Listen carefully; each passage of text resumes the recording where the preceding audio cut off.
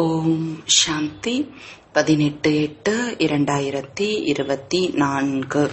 திருப்புதல் தேதி 20/2/2001. அவ்யக்த பாப்தாதா, அவ்யக்த முரளி. சிவ ஜெயந்தி என்பது விரதம் எடுப்பது மற்றும் அனைத்தும் சமர்ப்பணமாவதன் நினைவு சின்னமாகும். இன்று திரிமூர்த்திகளை படைப்பவர் சிவபாபா தனது பூஜைக்குரிய சாலிகிராமங்களை சந்திப்பதற்காக வந்திருக்கிறார். சந்திக்கவும் வேண்டும், இன்று கொண்டாடவும் வேண்டும். நீங்கள் அனைவரும் உலகில் நாலாபுறங்களிலும் பாப்தாதாவின் ஜெயந்தியை மிகவும் ஆர்வம் உற்சாகத்துடன் கொண்டாடுவதற்காக வந்து சேர்ந்திருக்கிறீர்கள். தந்தையின் ஜெயந்தியை கொண்டாட வந்திருக்கிறோம் என்று குழந்தைகளாகிய நீங்கள் கூறுகிறீர்கள். ஆனால் குழந்தைகளின் ஜெயந்தி கொண்டாட வந்திருப்பதாக தந்தை கூறுகிறார். நீங்கள் அனைவரும் கூட தனது ஜெயந்தி அலௌகீக பிறந்த நாளை கொண்டாடுவதற்காக வந்திருக்கிறீர்கள். முழு கல்பத்திலும் இவ்வாறு விடுபட்ட மற்றும் அன்பான பிறந்த நாள் ஒரு பொழுதும் ஏற்படாது. தந்தையின் பிறந்த நாள் மற்றும் குழந்தைகளின் பிறந்த நாள் என்று முழு கல்பத்திலும் பார்த்திருக்கிறீர்களா? கொண்டாடி இருக்கிறீர்களா? ஏனென்றால் உலக மாற்றத்திற்கான காரியத்தில் சிவ தந்தை பிரம்மா என்ற மூத்த சகோதரருடன் பிராமணர்களும் அவசியம் தேவை. பிராமணர்கள் இல்லாமல் யஜ்யம் வெற்றியுடையதாக ஆக முடியாது. ஆகையால் தந்தை மற்றும் குழந்தைகளின் பிறந்த நாள் ஒரே நாளாகும். ஆக குழந்தைகள் உள்ளபூர்வமாக தந்தைக்கு வாழ்த்துக்களை கொடுத்து கொண்டு இருக்கின்றனர். தந்தையும் ஒவ்வொரு பிராமண குழந்தைக்கு அலௌகீக பிறப்பிற்கு பல கோடி மடங்கு அதிகமாக உள்ளபூர்வமான ஆசீர்வாதங்களுடன் வாழ்த்துக்களை கொடுத்து கொண்டு இருக்கிறார். வாழ்த்துக்கள், வாழ்த்துக்கள், வாழ்த்துக்கள். மிக்க நன்று. ஒரு கையினால் கை தட்டுவது நன்றாக இருக்கிறது. 2 கைகளினால் அல்ல, மிகுந்த மகிழ்ச்சி ஏற்படுகிறது அல்லவா? எனவே கை அசைப்பதை நிறுத்துவது கிடையாது.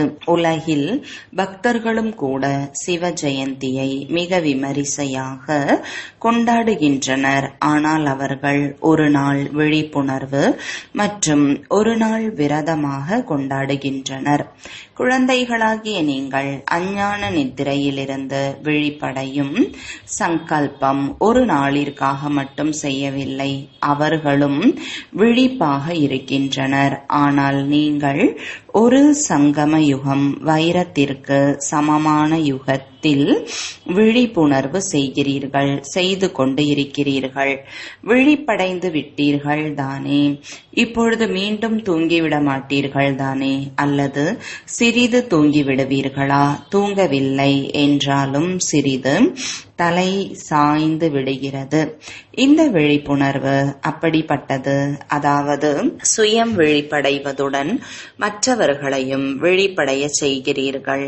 வாழ்க்கையில் ஞானத்தை தாரணை செய்வது என்றால் இருளிலிருந்து வெளிச்சத்தில் வருவதாகும். இந்த அலௌகீக விழிப்பு அனைவருக்கும் பிடித்திருக்கிறது தானே? எப்போது பிறப்பு எடுத்தீர்களோ, ஜெயந்தியை கொண்டாடினீர்களோ, அப்போது என்னென்ன விரதம் எடுத்துக் கொண்டீர்கள் நினைவிருக்கிறது தானே? நினைவு மட்டுமல்ல, நமது இயற்கையான வாழ்க்கையே விரதமாக ஆகிவிட்டது என்று குழந்தைகள் கூறுகிறீர்கள். தூய்மையான உணவு, தூய விவகாரம் மற்றும் தூய்மையான சிந்தனை வாழ்க்கையாகிவிட்டது. 1 மாதத்திற்காக அல்ல, 2 மாதத்திற்காக அல்ல. வாழ்க்கையே விரதம் தாரணை செய்யக்கூடியதாக ஆகிவிட்டது, இயற்கையாக ஆகிவிட்டது மற்றும் குணமாக ஆகிவிட்டது. தூய்மையான குணமாக ஆகிவிட்டது தானே? குணமாக ஆகிவிட்டதா அல்லது ஆக்க வேண்டி இருக்கிறதா? ஆகிவிட்டதுதானே, தலை மட்டும் ஆட்டினால் போதும். ஆகிவிட்டதா? அசுத குணம் அழிந்து விட்டது மற்றும் தூய்மை வாழ்க்கையில் நிறைந்து விட்டது. இப்படிப்பட்ட வைரத்திற்கு சமமான சிவ ஜெயந்தி அல்லது சாலிகிராம ஜெயந்தியை கொண்டாடி விட்டீர்களா? நாலாபுறங்களிலும் உள்ள உள்நாடு அயல் நாட்டில் உள்ள குழந்தைகளும் கூடவே கொண்டாடி கொண்டிருக்கின்றனர். தந்தையின் கூட மற்றும் உங்களுடன் அவர்களும் எவ்வளவு மகிழ்ச்சியாக கொண்டாடி கொண்டிருக்கின்றனர் என்பதை பாப்தாதா பார்த்து கொண்டு இருக்கிறார். இன்றைய நாட்களில் விசேஷமாக பக்தர்கள் உங்களது நினைவார்த்தமாக பலி கொடுக்கின்றனர். நீங்கள் அனைவரும் எண்ணம் சொல் செயலினால் தந்தையிடம் சமர்ப்பணமாகிறீர்கள். அதன் நினைவார்த்தமாக பக்தர்கள் தன்னை பலியாக்குவது கிடையாது. ஆட்டை பலி கொடுத்து விடுகின்றனர். வேறு எதுவும் கிடைக்கவில்லையா? ஏன் ஆடு கிடைத்தது? இதன் ரகசியத்தை நீங்கள் அறிவீர்கள். ஏனென்றால் தேக அபிமானத்தின் மிக பெரிய காரணம் நான் என்பதாகும். இந்த நான் என்பதை அர்ப்பணிக்கும் போதுதான் பிராமணர்களாக ஆகியிருக்கிறீர்கள். ஆடு என்ன செய்யும்? நான் நான் என்று கத்தும். இந்த நான் என்பது தேக அபிமானத்தின் அடையாளமாகும். தேக அபிமானத்தின் நான் என்பது மிகவும் சூட்சுமமாகவும் இருக்கிறது, விதவிதமாகவும் இருக்கிறது. முதலில் நான் என்று வருவது நான் ஷரீரம், நான் இன்னாராக இருக்கிறேன். பிறகு சம்பந்தங்களில் மாட்டிக்கொள்ளும் விதவிதமான நான், பிறகு விதவிதமான பதவிகளுக்கான நான். அதைவிட சூட்சுமமானது தனது விசேஷ தன்மைக்கான நான். உயர்ந்த நிலையிலிருந்து இது கீழே கொண்டு வந்து விடுகிறது. ஒவ்வொருவரிடமும் சிறப்புத்தன்மை இருக்கிறது. ஸ்தூலத்திலோ சூக்ஷ்மத்திலோ எந்த ஒரு விசேஷ தன்மையும் இல்லாத மனிதன் யாரும் கிடையாது. ஞானி வாழ்க்கையிலும் ஒவ்வொரு பிராமணனுக்குள் குறைந்தது ஒரு சிறப்பு தன்மையாவது அவசியம் இருக்கும். ஆனால் ஞானி வாழ்க்கையில் சிறப்பு தன்மை பரமாத்மா கொடுத்ததாகும். பரமாத்மாவின் பரிசாகும். பரமாத்மாவின் கொடுப்பினையை தேக அபிமானத்திற்கு வசமாகி நான் என்பதில் கொண்டு வந்தால் நான் இவ்வாறு இருக்கிறேன். இந்த ராயலான அபிமானம் மிக பெரிய நான் ஆகும். சமர்ப்பணமாகி இருக்கிறீர்கள். ஆனால் பிறகு எதை பார்க்க வேண்டும்? ஆசிரியர்கள் அனைவரும் தங்களை என்ன கூறிக்கொள்கிறீர்கள்? சமர்ப்பணம் அல்லவா? ஆசிரியர்கள் அனைவரும் சமர்ப்பணமாகிவிட்டீர்களா? சரி, இல்லறத்தில் இருப்பவர்கள் சமர்ப்பணமாகிவிட்டீர்களா? ஆம் அல்லது இல்லை. பாண்டவர்கள் சமர்ப்பணமாகி விட்டீர்களா? மிக்க நன்று, வாழ்த்துக்கள். அடுத்து என்ன செய்ய வேண்டும்? சமர்ப்பணமாகிவிட்டீர்கள். மிக்க நன்று. அடுத்து இதை சோதிக்க வேண்டும். என்னவென்று கூறட்டுமா? சமர்ப்பணம்தான் ஆகிவிட்டோம். பிறகு என்ன செய்ய வேண்டும் என்று கூறட்டுமா என்று நீங்கள் கேட்கலாம். ஒன்று சமர்ப்பணம், அதன் பிறகு சர்வ சமர்ப்பணம். அனைத்தும் என்பதில் விசேஷமாக அடி கோடிட வேண்டும். தனது மனம் புத்தி சன்ஸ்காரத்துடன் சேர்ந்து அனைத்தும் அர்ப்பணம். ஏனென்றால் எந்த அளவிற்கு முன்னேறுகிறீர்களோ முயற்சியில் தீவிர வேகத்திற்கான அடியை எடுத்து வைக்கிறீர்களோ எடுத்து வைத்துக் கொண்டும் இருக்கிறீர்கள். ஆனால் நிகழ்கால சூழ்நிலையின்படி பிராமண வாழ்க்கையிலும் கூட மனம் மற்றும் புத்தியின் மீது வீணானவைகளில் பாதிப்பு. கெட்டவைகள் அல்ல, கெட்டது அழிந்துவிட்டது. ஆனால் வீணானவைகள் மற்றும் எதிர்மறையின் பாதிப்பு அதிகமாக இருக்கிறது. ஆகையால் யதார்த்தம் மற்றும் சத்திய நிர்ணயம் செய்யும் உணரும் சக்தி குறைந்து விடுகிறது. புரிந்து கொள்வதன் மூலம் உணர முடிகிறது. ஆம், இது தவறு, இது சரியானது அல்ல.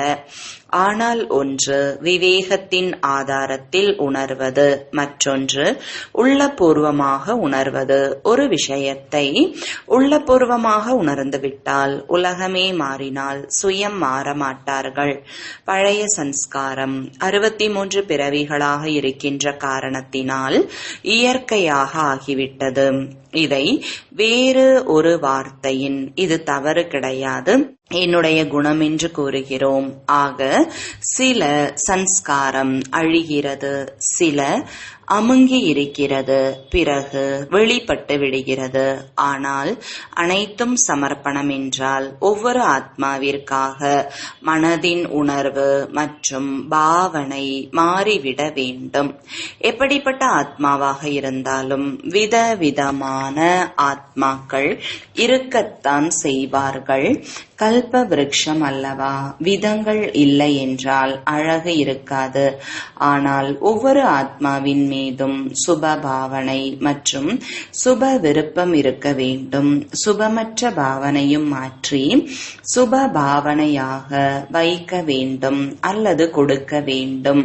ஒவ்வொரு ஆத்மாவின் மீதும் சுப விருப்பம். இவர் அவசியம் மாறி விடுவார், இவர் மாறவே மாட்டார் என்று நினைக்க கூடாது. நீங்கள் அவருக்கு நீதிபதியாகி தீர்ப்பு கொடுக்க வேண்டாம். இவர் மாறவே மாட்டார். இயற்கையையும் மாற்றி சத்தோ குணமாக ஆக்கியே தீருவோம் என்று சவால் விட்டு இருக்கிறீர்கள். மாறுமா மாறாதா என்ற கேள்வி கிடையாது. ஆக்கியே தீர வேண்டும். ஆக்கியே என்ற வார்த்தையை அடிக்கோடிட்டு குறிப்பிடுகிறார். ஆக இயற்கையை மாற்றிவிடும் போது ஆத்மாவை மாற்ற முடியாதா? ஆத்மா இயற்கையின் தலைவன். இயற்கையை மாற்றிவிடுவோம், புருஷர்களை மாற்ற முடியாது. ஏன்? நிகழ்காலத்தில் இந்த மனம், புத்தி, சன்ஸ்காரம், சுய மாற்றம் மற்றும் அனைவரின் மாற்றம் இதுதான் சேவையாகும். இந்த ஆண்டு என்ன செய்ய வேண்டும் என்று அனைவரும் கேட்கின்றனர். இரட்டை சேவை செய்ய வேண்டும். ஒன்று தன்னை முழுவதுமாக அர்ப்பணம் செய்வது, உங்களது வாயுமண்டலம், உங்களது சூழ்நிலை, உங்களது சகவாசம், உங்களது உள்ளத்தின் உதவி, உங்களது உள்ளபூர்வ ஆசீர்வாதம் மற்றவர்களையும் எளிதாக மாற்றுவதில் உதவி செய்யும் அளவிற்கு தன்னை சமர்ப்பணமாக்கிக் கொள்ளுங்கள். அந்த அளவிற்கு தன்னை மாற்றிக்கொள்ள வேண்டும். அனைத்தையும் சமர்ப்பணம் செய்ய வேண்டும். ஒன்று இந்த சேவை, மற்றொன்று மனித சேவை. முடிவை பார்க்கின்ற போது நாலாபுறங்களிலும் உள்நாடு, அயல் நாடுகளில், நகரங்களில் அனைத்து பிராமண குழந்தைகளும் இதுவரை என்ன சேவை செய்து இருக்கிறீர்களோ தந்தையின் அன்பில் மூழ்கி செய்திருக்கிறீர்கள். அதற்கு பாப்தாதா மிக மிக மிக வாழ்த்துக்களை கொடுக்கிறார். அடுத்தது என்ன செய்ய வேண்டும்? யார் பிராமணர்களாக ஆகியிருக்கிறார்களோ பிராமணர்களும் விருத்தியாக வேண்டும். மேலும் தீவிர வேகத்தில் முன்னேற வேண்டும். மேலும் மனிதர்களுக்கு பிரியமான சேவை, விதவிதமான திட்டம் மூலம் சேவை நடைபெற்று கொண்டிருக்கிறதோ அது மிகவும் நன்றாக இருக்கிறது. இப்பொழுது விதவிதமான இடங்களில் சகயோகி ஆத்மாக்கள் நன்றாக பொறுப்பானவர்களாக ஆகியிருக்கின்றனர். சகயோகிகள் மிக நன்றாக இருக்கின்றனர். சகயோகம் என்பது ஒரு அடியை எடுத்து வைத்திருக்கின்றனர். ஆனால் அடுத்த அடி சகஜ யோகி, கர்மயோகி, கர்மயோகி அல்லது சகஜ யோகியாகவும் சிலர் ஆகியிருக்கின்றனர். இதுவும் அடுத்த நிலை ஆகும். இப்பொழுது இப்படிப்பட்ட ஆத்மாக்கள் நடைமுறை சொரூபத்தில் மேடையில் நடிப்பை நடிக்க வேண்டும். மைக் மேடையில் இருக்கும் அல்லவா? ஆக மைக்காகி சேவை என்ற மேடையில் நடைமுறை சொரூபத்தில் அவசியம் வருவார்கள். நீங்கள் மைட்டாக இருக்கிறீர்கள், அவர்கள் மைக்காக இருக்கின்றனர். பிரம்மா பாபா அவ்யக்த ரூபத்தில் மைட்டாக இருந்து குழந்தைகளாகிய உங்களை மைக்காக ஆக்கினார். அதே போன்று நீங்கள் மைட் ஆகுங்கள். நல்ல மைக், தயார் செய்யுங்கள். நல்ல நல்ல மைக் இருக்கின்றனர். வேகமாக செல்லக்கூடிய நம்பிக்கைக்கு உரியவர்கள் இருக்கின்றனர். இப்பொழுது அப்படிப்பட்ட ஆத்மாக்களின் தொடர்பை அதிகப்படுத்துவது அவசியமாகும். என்ன செய்வது, எப்படி செய்வது என்று அவர்கள் யோசிக்கின்றனர். மைட்டாகி அவர்களுக்கு விதியை கூறுங்கள். அவர்கள் லௌகீக தொழில் மற்றும் அலௌகீக சேவை இரண்டிலும் சமமாக இருந்து கடைசியில் வந்தவர்கள் வேகமாக முதல் வரிசையில் வந்துவிட வேண்டும். இவ்வாறு வெளிப்பட வேண்டும். தொடர்பு மற்றும் சக்தி கொடுத்தால் போதும். ஆன்மீக சக்தி அதிர்வலைகள் வாயு மண்டலம் என்ற கரண்ட் மற்றும் விதியாகும்.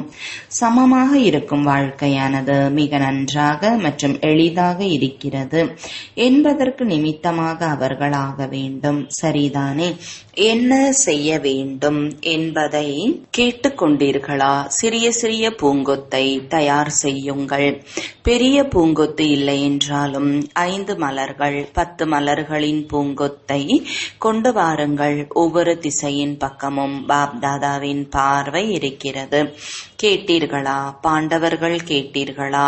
மிக்க நன்று. இரட்டை அயல் நாட்டினர் குதிக்கவில்லை, ஆனால் பறந்து கொண்டிருக்கின்றனர். ஆக முதல் பூங்கொத்தை அயல் நாட்டினர் கொண்டு வருவீர்களா அல்லது பாரதவாசிகள் கொண்டு வருவீர்களா? யார் கொண்டு வருவீர்கள்? அல்லது இருவரும் சேர்ந்து கொண்டு வருவீர்களா? ஒரு புறம் அயல் நாடு, மற்றொரு புறம் பாரதம். 2 பூங்கொத்து மேடைக்கு அழைத்து வருவீர்கள். மற்ற விழா கொண்டாடுவது போன்று பாரதம் மற்றும் அயல் நாடு 2 பூங்கொத்திற்கான விழாவும் கொண்டாடுவீர்கள். சரிதானே? அயல் நாட்டினர் என்ன நினைக்கிறீர்கள்? சரிதானே? அடுத்த பருவத்தில் அழைத்து வருவீர்களா? பாரதவாசிகள் அழைத்து வருவீர்களா? லௌகீக மற்றும் அலௌகீக தொழில் இரண்டும் சமமாக உடையவர்கள். உங்களை போன்று வெறும் பிராமண வாழ்க்கை வாழ்பவர்களாக அல்ல. லௌகீகமும் இருக்க வேண்டும், அலௌகீகமும் இருக்க வேண்டும். அவர்களது தாக்கம் அதிகமாக இருக்கும். உங்களிடம் திருஷ்டி பெறுவதற்கு வருவார்கள். நல்லது. என்ன யோசித்துக் கொண்டிருக்கின்றீர்கள்? ஜெயந்தி. பெயர் யோசித்துக் கொண்டிருக்கிறீர்களா? என்ன? நிர்மலா, மோகினி என்று பெயர் யோசித்துக் கொண்டிருக்கிறீர்களா? இங்கு பாண்டவர்களை பாருங்கள். பாரதத்தின் பாண்டவர்களும் குறைந்தவர்கள் அல்ல. சுபானு அல்லா. இங்கு பாருங்கள், சிலர் அமர்ந்திருக்கின்றனர். பிரையன் சகோதரர் அமர்ந்திருக்கிறார் அல்லவா? ஆஸ்திரேலியாவின் சகோதரர் அவர். பூங்கொத்து தயார் செய்ய வேண்டும். மிக நல்ல நல்ல ஆத்மாக்களின் பெயர்களை கொடுக்கிறீர்கள். NCO. நல்லது. அயல் நாட்டின் NCOக்கள் கை உயர்த்துங்கள். NCO ஆவது எளிது கிடையாது. அதிசயம் செய்து காட்ட வேண்டியிருக்கும். செய்ய முடியும். ஒன்றும் பெரிய விஷயம் கிடையாது. ஏனென்றால் பூமி தயாராக இருக்கிறது. விதையும் தெளிக்கப்பட்டு இருக்கிறது. பாலனை என்ற தண்ணீர் கொடுத்தால் போதும். இப்பொழுது விதைக்கு பாலனை என்ற தண்ணீர் தேவை. நல்லது. ஆசிரியர்களும் அதிகம் வந்திருக்கிறீர்கள். ஆசிரியர்களுக்கும் வாழ்த்துக்கள். நீங்கள் தான் சேவை செய்திருக்கிறீர்கள் அல்லவா? சேவைக்கான வாழ்த்துக்கள். நல்லது. குஜராத்தின் நிலை என்ன? குஜராத்தில் மிகப்பெரிய பூகம்பம் ஏற்பட்டது. பூகம்பம் குஜராத்தில் இருந்து ஆரம்பமாகி இருக்கிறது. அதிகமாக குஜராத்தில் ஆகி இருக்கிறது. அயல் நாட்டிலும் சிறிது ஆரம்பமாகி இருக்கிறது. பயப்படவில்லை தானே? பூமி அசைந்தாலும் உள்ளம் அசைவதில்லை தானே? எங்கு பூகம்பம் ஏற்பட்டதோ நஷ்டம் ஏற்படுகிறது. அங்கிருந்து வந்திருப்பவர்கள் எழுந்து நில்லுங்கள். அகமதாபாத்தில் இருந்து வந்திருப்பவர்களும் எழுந்து நில்லுங்கள். நல்லது. உள்ளம் அசைந்ததா? பூமி அசைந்ததா? என்ன நடந்தது? உள்ளம் சிறிது அப்படி இப்படி என்று ஆனதா? ஆகவில்லை. புத்திசாலிகள் குழந்தைகள் தனது தைரியம் மற்றும் தந்தையின் குடைநிழல் மூலம் தனது மதிப்பை நன்றாக வைத்திருப்பதை பாப்தாதா பார்த்தார். யாரும் தோல்வி அடையவில்லை, அனைவரும் தேர்ச்சி பெற்று விட்டனர்.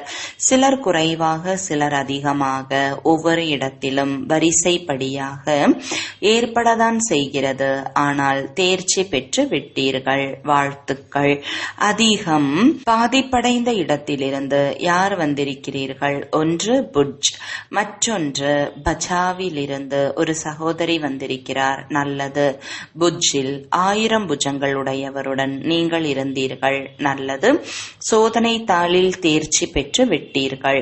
மிக நன்றாக செய்தீர்கள். வரும் நாட்களிலும் அசையாமல் இருக்க வேண்டும். இப்பொழுது இவ்வாறு ஆகிக்கொண்டே இருக்கும். பயப்படக்கூடாது. தினமும் ஏற்படுகிறது, ஏற்பட விடுங்கள். மாற்றம் ஏற்பட வேண்டும் அல்லவா? இயற்கையும் தனது வேலையை செய்யும் அல்லவா? மனித ஆத்மாக்கள் இயற்கையை தமோ குணமுடையதாக ஆக்கிவிட்டார்கள் என்றால் அதுவும் அவசியம் தனது காரியத்தை செய்யும் அல்லவா? ஆனால் ஒவ்வொரு விளையாட்டையும், நாடகத்தின் விளையாட்டில் இதுவும் ஒரு விளையாட்டு. விளையாட்டை பார்த்து தனது மனநிலையை முன்பின் ஆக்கிக் கொள்ளக்கூடாது. மாஸ்டர் சர்வசக்திவான் ஆத்மாக்களுக்கு வெளி பிரச்சனையானது சுயஸ்திதியை பாதிக்க கூடாது.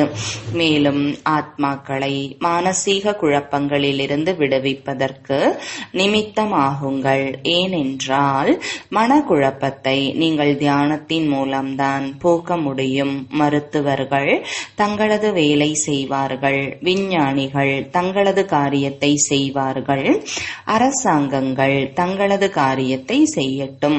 உங்களது வேலை மனக்குழப்பங்கள், மன அழுத்தம் போக்குவது. மன அழுத்தமற்ற வாழ்க்கையை தானமாக கொடுங்கள், உதவி செய்யுங்கள். நிகழ்காலத்தில் உள்நாடு, அயல் நாட்டினர் சகயோகியாகி உதவி செய்து கொண்டு இருக்கின்றனர் அல்லவா? இவ்வாறு மிக நன்றாக செய்து கொண்டிருக்கின்றனர். எந்த தேசத்தினர்களாக இருந்தாலும் பாரத தேசத்தின் மீது அன்பு இருக்கிறது என்பது இதன் மூலம் நிரூபணமாகிறது. ஒவ்வொருவரும் அவரவர்களது காரியத்தை செய்து கொண்டு இருக்கின்றனர். நீங்கள் உங்களது காரியத்தை செய்து கொண்டு இருக்கிறீர்கள். தீ விபத்து ஏற்படும் போது தீயை அணைப்பவர்கள் பயப்பட மாட்டார்கள், அணைப்பார்கள். நீங்கள் அனைவரும் கூட மனக்குழப்பம் என்ற தீயை அணைக்கக்கூடியவர்கள். நல்லது. குஜராத் உறுதியாக இருக்கிறது தானே? 1000 புஜங்கள் உடையவரின் குடைக்குள் இருக்கிறீர்கள். எங்கு இருந்தாலும் இப்பொழுது குஜராத்தை பார்த்து அனுபவிகளாக ஆகிவிட்டீர்கள். எங்கு வேண்டும் என்றாலும் வரட்டும். இயற்கையை யாரும் வரவேண்டாம் என்று கூற முடியாது. குஜராத்தில் வரட்டும், அபுவில் வரக்கூடாது, மும்பையில் வரக்கூடாது என்று கூற முடியாது. அதற்கு சுதந்திரம் இருக்கிறது. ஆனால் அனைவரும் தங்களது சுயஸ்திதியை ஆடாமல், அசையாமல் மற்றும் தனது புத்தி, மனதின் தொடர்பை தெளிவாக வைத்துக் கொள்ள வேண்டும். தொடர்பு தெளிவாக இருக்கும்போது தூண்டுதல் கிடைக்கும். அவர்களுடையது தந்தியற்ற தொடர்பு, உங்களுடையது விகாரமற்ற புத்தி என்பதை பாப்தாதா முன்பே கூறியிருக்கிறார். என்ன செய்ய வேண்டும், என்ன நடக்க வேண்டும் என்ற நிர்ணயம் தெளிவாக மற்றும் விரைவாக ஏற்படும். வெளியில் செல்ல வேண்டும், உள்ளேயே அமர்ந்து இருக்க வேண்டும். வாசற்படியில் அமர்ந்திருக்க வேண்டும், மாடிக்கு சென்று அமர வேண்டும் என்றெல்லாம் யோசிக்காதீர்கள். எங்கு பாதுகாப்பு இருக்குமோ அங்குதான் உங்கள் கால் பாதங்களும் செல்லும். பயப்படக்கூடாது. ஒருவேளை பயம் ஏற்பட்டால் உங்களுடைய மதுபன் வீடு இருக்கிறது. பயப்படாதீர்கள். இது ஒன்றுமே கிடையாது. இன்னும் அதிகமாக நடக்க இருக்கிறது. பயப்படாதீர்கள். விளையாட்டாகும். மாற்றம் ஏற்பட்டே ஆக வேண்டும். விநாசம் அல்ல, மாற்றம் ஏற்பட வேண்டும். அனைவரிடத்திலும் வைராகிய உணர்வு ஏற்பட வேண்டும். கருணை உள்ளமுடையவராகி அனைத்து சக்திகள் மூலம் சக்தியை கொடுத்து கருணை காட்டுங்கள். புரிந்ததா? நல்லது. இப்பொழுது ஒரு வினாடியில் மனம் மற்றும் புத்தியை ஒருநிலைப்படுத்த முடியுமா? ஸ்டாப் என்றதும் நின்றுவிட வேண்டும். இப்பொழுது ஒரு வினாடிக்கு மனம் மற்றும் புத்தியை பிந்துவில் கலந்து விடுங்கள். நல்லது. நாலாபுறங்களிலும் உள்ள அனைத்து பிராமண ஆத்மாக்களுக்கு, நாலாபுறங்களிலும் எப்பொழுதும் திட சங்கல்பம் என்ற விரதத்தை கடைபிடிக்கக்கூடிய உறுதியான ஆத்மாக்களுக்கு, நாலாபுறங்களிலும் தைரியம் உற்சாகத்துடன் சேவை செய்யும் மனித நன்மைக்கான சேவை செய்யக்கூடிய மகான் சேவாதாரி ஆத்மாக்களுக்கு இன்றைய சிவ ஜெயந்தியின் வைரத்திற்கு சமமான ஜெயந்தி, தனிப்பட்ட மற்றும் அன்பான ஜெயந்திக்கான வாழ்த்துக்கள். மேலும் ஆசீர்வாதத்தின் கூடவே அன்பு நினைவுகள் மற்றும் வணக்கங்கள். ஆன்மீக தந்தைக்கு ஆன்மீக குழந்தைகளின் அன்பு நினைவுகளும் வணக்கங்களும். வரதானம்: தந்தையின் அன்பை உள்ளத்தில் தாரணை செய்து அனைத்து ஈர்ப்பிலிருந்து விடுபட்டு இருக்கக்கூடிய உண்மையான அன்புடையவர் ஆகுக. விளக்கம்: தந்தை அனைத்து குழந்தைகளுக்கும் ஒரே மாதிரியான அன்பை கொடுக்கின்றார். ஆனால் குழந்தைகள் தங்களது சக்தியின்படி அன்பை தாரணை செய்கின்றனர். யார் அமிர்த வேலை என்ற ஆதி நேரத்தில் தந்தையின் அன்பை தாரணை செய்து விடுகிறார்களோ, உள்ளத்தில் பரமாத்ம அன்பு கலந்திருக்கும் காரணத்தினால் வேறு எந்த அன்பும் அவர்களை ஈர்க்க முடியாது. ஒருவேளை உள்ளத்தில் முழு அன்பை தாரணை செய்யவில்லை என்றால், உள்ளத்தில் இடம் இருக்கின்ற காரணத்தினால் மாயை விதவிதமான ரூபத்தில் அநேக அன்பில் ஈர்த்துவிடும். ஆகையால் உண்மையான அன்பானவராகி பரமாத்ம அன்பில் நிறைந்து இருங்கள். ஸ்லோகன்: தேகம், தேகத்தின் பழைய உலகம் மற்றும் சம்பந்தங்களிலிருந்து விடுபட்டு பறக்கக்கூடியவர்கள்தான் இந்திரபிரஸ்த நிவாசிகள். குறிப்பு: இன்று மாதத்தின் 3வது ஞாயிற்றுக்கிழமை அகில உலக யோக தினம். அனைத்து பிராமணர்களும் குழுவின் ரூபத்தில் இணைந்து மாலை 6:30 மணியிலிருந்து 7:30 மணி வரை விசேஷமாக கருணை உள்ளமுடைய தந்தையுடன் தனது மாஸ்டர் கருணை உள்ள சொரூபத்தில் நிலைத்திருந்து அனைத்து ஆத்மாக்களுக்கும் தூய்மையின் பலத்தை கொடுங்கள். தூய அதிர்வலைகள் சூழ்நிலைகளில் பரப்பும் சேவையை செய்யுங்கள். ஓம் சாந்தி.